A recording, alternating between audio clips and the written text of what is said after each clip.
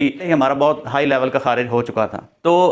Mostly जो social media apps हैं या इवन जो फास्ट फूड है, इवन जो कोल्ड ड्रिंक्स हैं, वो डिज़ाइन ही ऐसे किए गए हैं कि जिससे जो भी इंसान उसको यूज़ करता है तो उसका डोपामीन लेवल जो है वो हाई हो जाता है। और जब इंसान का डोपामीन ज़्यादा रिलीज़ होता है, हार्मोन ज़्यादा रिलीज़ होता है, तो उस वक्त इंसान को प्लेयर फील होती है और वो जो प्लेयर है वो बाद में उसी का बंदा एडिक्ट हो जाता है। इवन जो अल्कोहलिक हैं या जो एडिक्ट्स हैं, जो नशेई हैं, वो भी जब उसको यूज़ करते हैं कुछ भी नशावर चीज़ को, तो उनका डोपामीन जो है वो बहुत हाई लेवल पर हो जाता है और उनको अंदर से प्लेयर मिल रहा होता है। हालांकि उनको पता होता है कि ये हमारे फ़ायदे के लिए नहीं है, हमारे लिए नुकसानदेह। और दूसरे एंगल पे जो दूसरे हमें एक्सरसाइज करनी है, कुछ स्किल सीखनी है, कुछ स्टडी करनी है, बुक रीडिंग करनी है, तो उस वक्त हमारा डोपामीन लेवल जो है इतना हाई नहीं होता और हमारा जो दिल करता है, जो मन करता है, वो उस काम में इतना ज़्यादा लग नहीं रहा होता। ये अपने ही जिस्म को या अपनी बॉडी को कहीं पर भी हम एडजस्ट कर सकते हैं। हो सकता है एक बंदे का डोपामीन ज़्यादा रिलीज़ हो उसकी बुक रीडिंग पर, कोई रिसर्च करने पर, कोई मेहनत करने पर, और वही जो नेचुरली है